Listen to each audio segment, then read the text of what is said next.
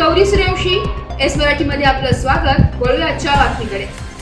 सरपंच स्वर्गवासी संतोष देशमुख यांनी प्रामाणिकपणे बूथ प्रमुख म्हणून भाजपचं काम केलं, मात्र भाजप प्रदेशाध्यक्ष चंद्रशेखर बावनकुळे हे प्रकरण सेटलमेंट करण्याचा प्रयत्न करीत आहेत। स्वर्गवासी संतोष देशमुख यांची ही जी हत्या झाली यावर बावनकुळे यांनी आमची साधी विचारपूस देखील केली नाहीये। स्वर्गवासी संतोष देशमुख यांचे बंधू धनंजय देशमुख यांचं पत्रकार परिषदेत भावनिक वक्तव्य। मुद्दे हेच तपासाचा आढावा गाव काही जे आम्ही करतोय, सीआयडीला जातोय, एसआयटीला जातोय, सगळ्या पोलीस यंत्रणेकडे जातोय, त्या संदर्भात ते जाणून घेणार आहेत की तपास कुठपर्यंत आलाय।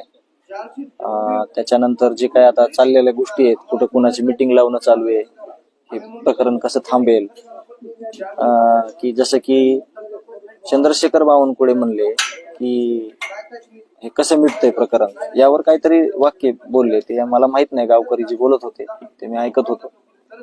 एका बीजेपीचा बूथप्रमुख जो होता संतोष अण्णा देशमुख 10 वर्षापासून मागच्या, त्या बूथप्रमुखाला भेटायचं सोडून, फॅमिली कुटुंबाला भेटायचं सोडून, कुटुंबाला भेटायचं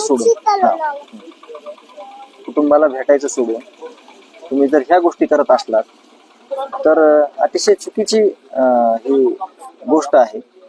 त्यामुळे हे गावकरी आक्रमक होत आहेत। मी त्यांना समजून सांगितलं की ज्याचा त्याचा प्रश्न असतो, तुम्ही गाववाले आदरणीय मनोज दादा त्यांनी जे पहिल्या दिवशी येऊन तिथं बसले, FIR करायला सांगितला, न्यायाच्या भूमिकेमध्ये त्यांनी सांगितलेलं आहे की एकही आरोपी सुटणार नाही, सगळ्यांना फाशी होणार आणि त्या भूमिकेत पूर्ण समाज असणार आहे।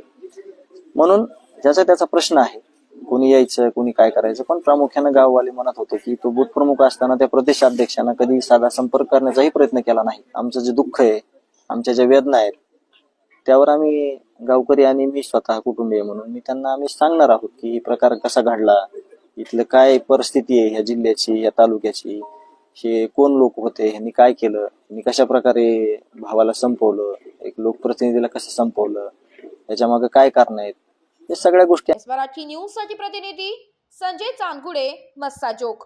अशाच नवीन ताज्या घडामोडी जाणून घेण्यासाठी आमच्या एस मराठी न्यूज चॅनलला लाईक करा, शेअर करा, सबस्क्राईब करा आणि बेल आयकॉनला क्लिक करायला विसरू नका।